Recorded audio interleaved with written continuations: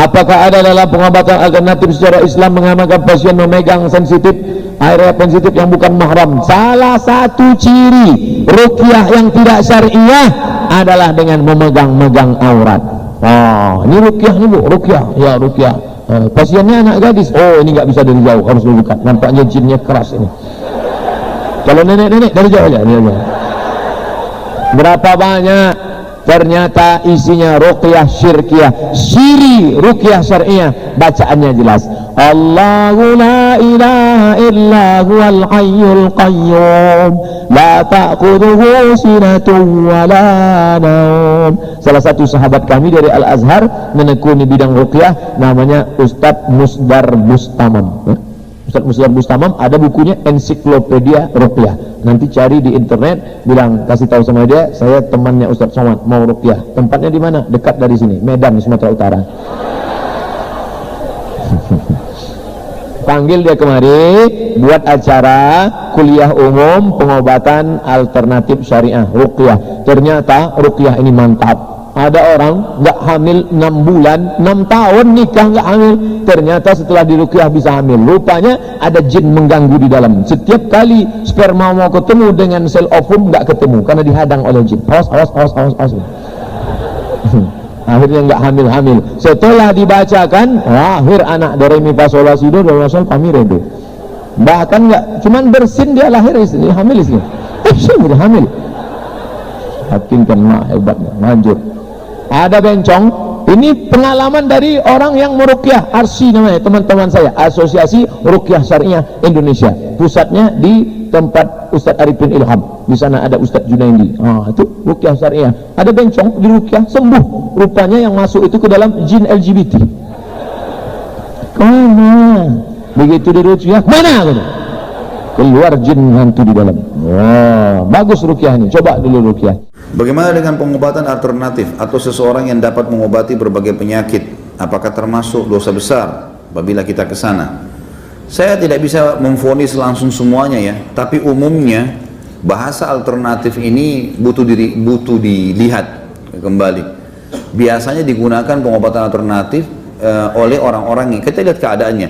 Kalau dia memang model-modelnya dukun, gitu kan, ya sudah berarti dia ke dukun. Karena pengobatan alternatif ini kadang-kadang juga dipakai. Ya, misalnya kalau orang mungkin ada orang yang tukang urut, murni biasa saja dia ngurut urat, memang dia refleksi ya.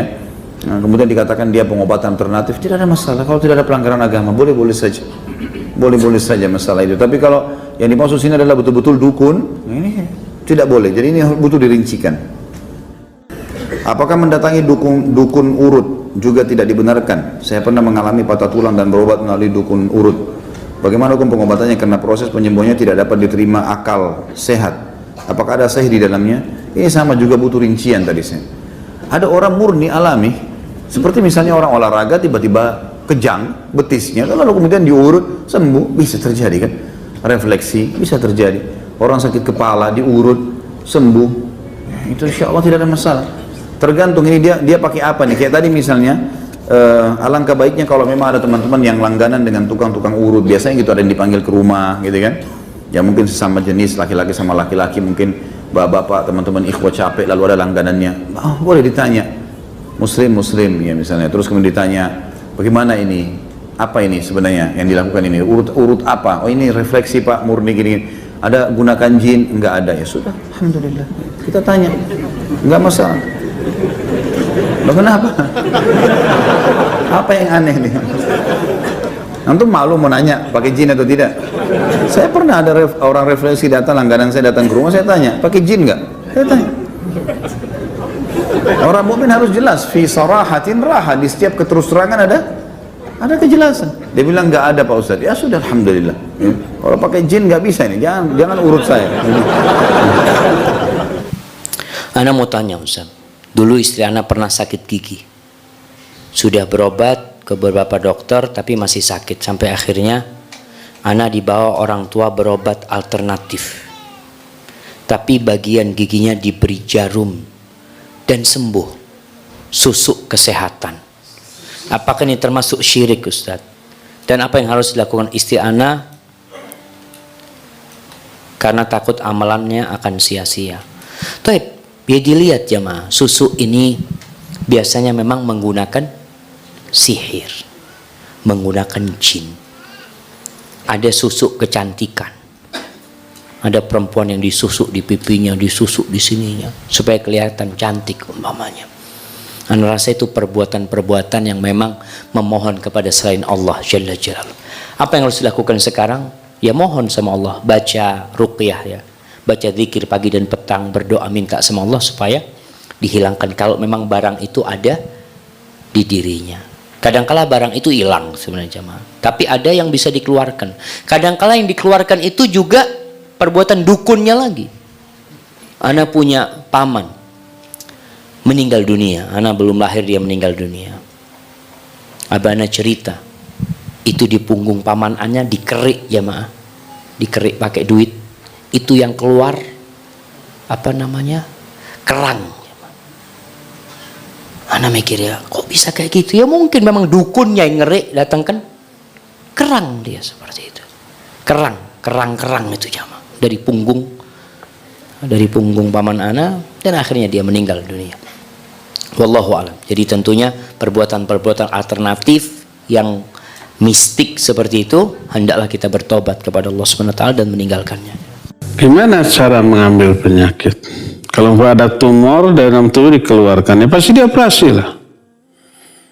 Kalau diambil fiktif nih, kelihatan enggak? Ya ini gaib, terus dibuang. Bohong dia. Jadi intinya bagaimana hukum berobat ke pengobatan alternatif, boleh apa tidak, gitu ya. Taib, barakallahu fiik. Ada dua batasan boleh tidaknya kita berobat ke pengobatan alternatif, apapun bentuknya, ya. Pertama, kalau cara pengobatan tersebut ilmiah, logis, rasional, masuk akal, ada hubungan sebab dan akibat antara penyakit dan cara pengobatan seperti itu, empiris, maka mau ada tuntunannya dari Nabi atau tidak boleh.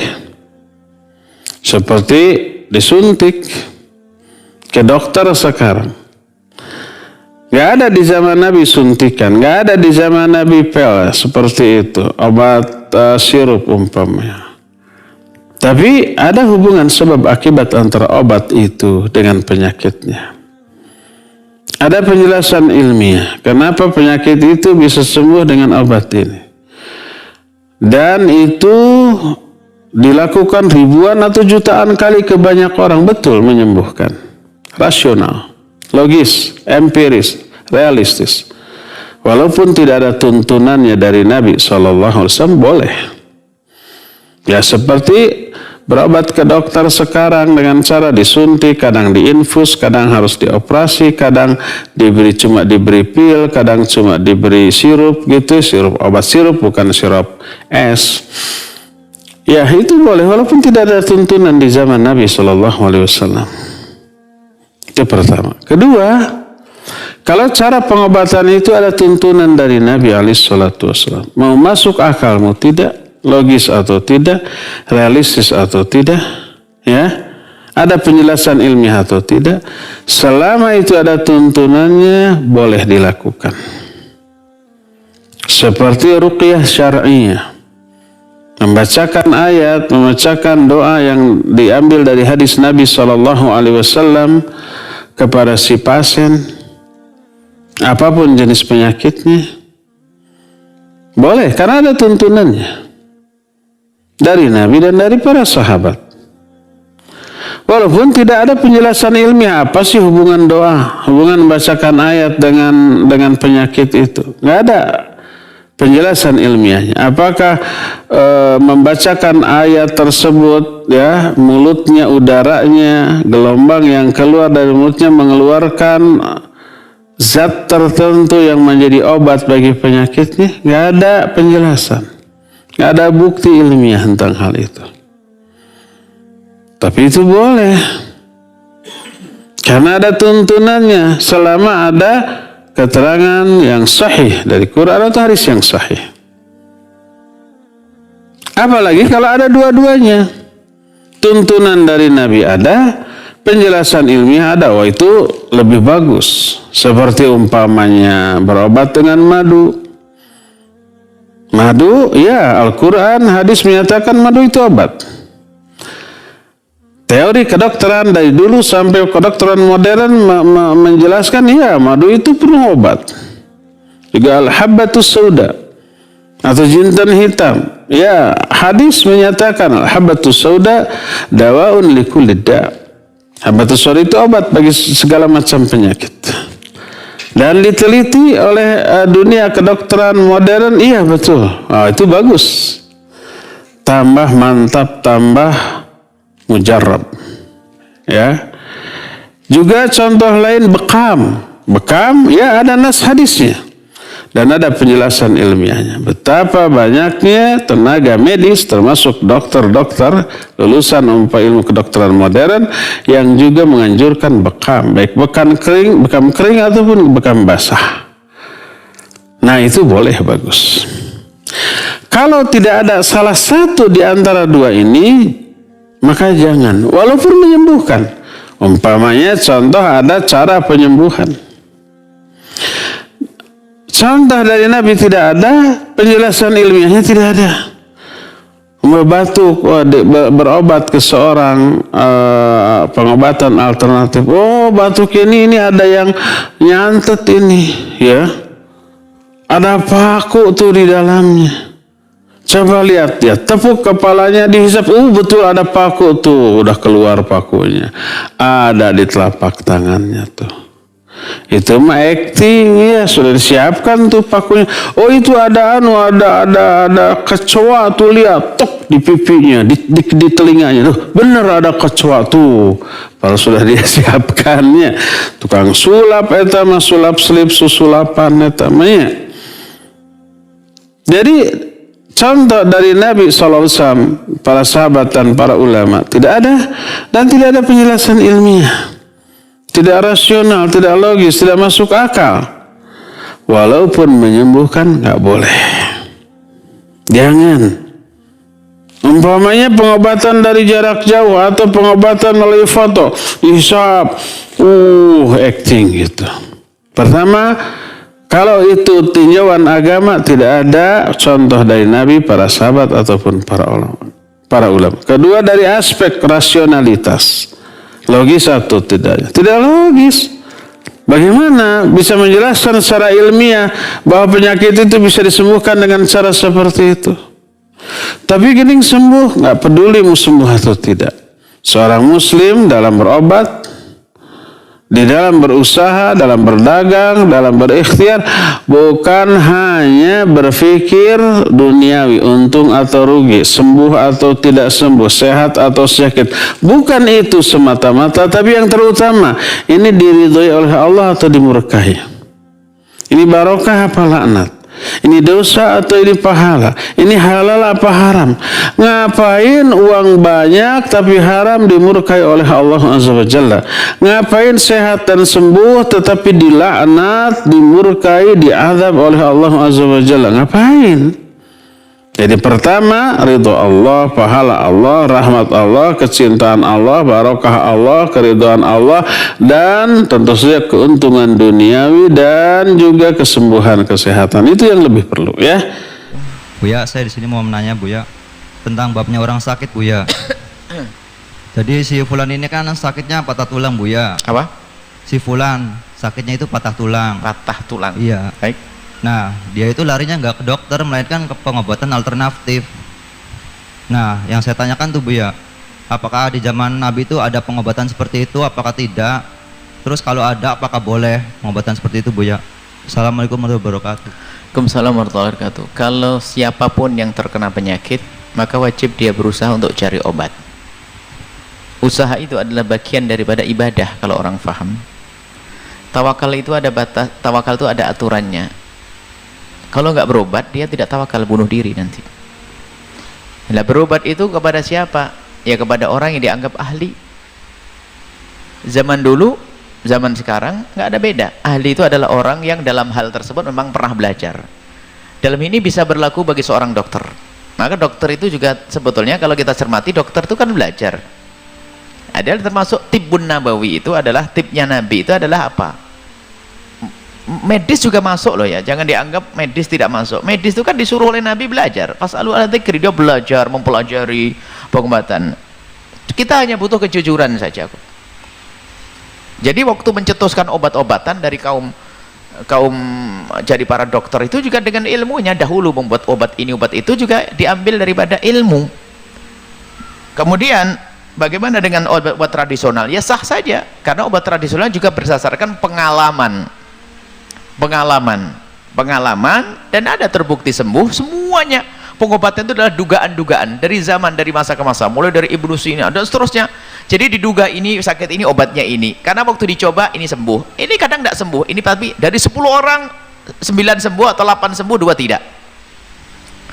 Ya begitu, yang bukan sebabnya Allah.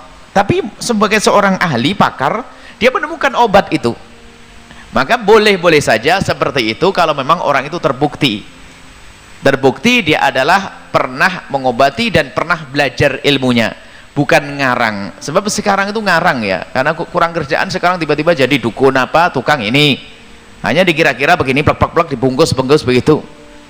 Nah, enggak, tapi harus ada ilmunya. Makanya kan ngomong perlu kejujuran.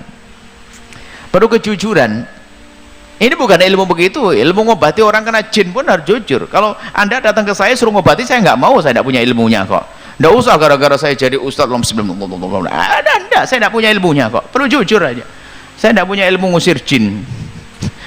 Saya tidak pernah belajar secara khusus, jadi perlu jujur saja. Nah, kita pernah bertemu dengan orang yang mengerti di dalam urusan pengobatan tradisional, tapi setelah itu mereka mempelajari sisi medis. Nah, ternyata beliau sendiri menyimpulkan, kami ngomong, memang Buya, setelah saya mempelajari ilmu tradisional patah tulang itu dari bapak saya dan orang tua saya. Kemudian setelah ada perkembangan, saya pun juga mempelajari ilmu memahami rongsen dan sebagainya. Jadi memang ada dari patah tulang itu yang masih bisa dibuat, tapi ada yang memang nggak bisa. Kalau ditangani bakal busuk itu nanti. Ini ada. Makanya hendaknya digabungkan dengan medis dan tradisional itu. Jadi supaya ada seimbang. Karena menurut ini ahlinya sendiri. Saya ngomong, jadi ada patah tulang itu yang memang tidak tahu, itu kalaupun dibungkus tambah busuk Bu ya. Kemudian ada darah yang harus dikeluarkan atau bagaimana saya nggak usah. Ada memang patahnya biasa, kemudian digabungkan bisa. Ada yang memang ini berbahaya sekali, kalau memang tidak di medis, dioperasi dulu berbahaya. Ada. Jadi ada yang patahnya biasa bisa ditangani, tapi kalau tidak, ya berbahaya, harus tangani ahlinya. Artinya bolehlah digabungkan dengan dua-duanya, tapi ingat dari pihak tradisionalnya memang orang berpengalaman artinya memang dia sendiri mempelajari, bukan nggak pernah belajar tiba-tiba bisa ya. Nah ini tidak boleh, nggak bisa. Anda haram pergi ke tempat orang-orang seperti itu, nggak ada terbukti dia nggak pernah punya belajar, nggak pernah belajar. Mijet aja kan ada belajarnya, kalau salah kan kesleo. Mijet ada belajarnya, apalagi urusan seperti ini. Baik, seperti itu. Jadi boleh kita belajar kepada tradisional, dan zaman Nabi pun ya namanya ya pengobatan tradisional, tradisi masa itu tradisional. Kemudian biasanya kalau bertemu dengan orang yang soleh ini ada tambahannya namanya doa dandang ya, didoain, itu adalah sebab kesembuhan. Tapi ingat dianya memang punya keahlian di dalam pengobatan tersebut. Tapi kalau orang tidak punya keahlian, cuman biasanya begini, karena masalah ekonomi dan sebagainya, orang panik kalau pergi ke medis mahal asal saja, sehingga malah anaknya jadi korban. Ada yang demikian. Intinya kalau Anda ingin berobat, waspada, jangan hanya setiap orang cerita langsung didengar. Makanya dalam sebulan itu 70 tabib yang didatangi, atau kasih apa di perutnya. Nah, ini berbahaya sekali, dan kami himbau kepada siapapun dari yang menekuni dunia pengobatan, jangan alergi dengan dunia medis untuk membantu ilmu Anda, mulai dari rongsennya, kemudian diagnosa tentang laboratoriumnya dan sebagainya. Ini perlu sekali untuk kita lebih tahu. Adapun masalah pengobatannya nanti bisa sesuai dengan pengalaman, misalnya untuk madu, korma dan sebagainya. Kalau tidak pakai petunjuk laboratorium ahlinya, nanti bisa salah. Obatnya yang semestinya harus dikurangi tambah tambah membunuh itu semuanya. Jadi mohon ada saling tolong menolong dan prasangka baik antara tradisional dengan medis, sebab biasanya saling olok-olok Kalau tolong ini, karena memang orang ahli tradisional kita menemukan juga memang ahli betul. Pada satu ketika ada satu anak tangannya patah, ini dikasih obat begini, balik lagi lah. Ini memang ahlinya dia, tapi bukan orang yang biasanya nggak punya pekerjaan itu tiba-tiba punya kerjaan dadaan, nggak ada. Yang kerjaan dadaan itu ya nggak sah itu. Jadi memang keahliannya seperti itu. Jadi inilah yang perlu dipahami. Jangan sampai Anda pergi ke tempat kecuali sudah terbukti dan dia memang harus ada. Kalau perlu ada tanda bukti kalau dia sudah diizinkan oleh bagian kesehatan supaya lebih aman. Dan itu sebenarnya untuk menjaga agar jangan sampai orang yang tidak ahlinya menangani sesuatu yang malah justru membahayakan kepada pasien tersebut. Wallahu a'lam bishawab.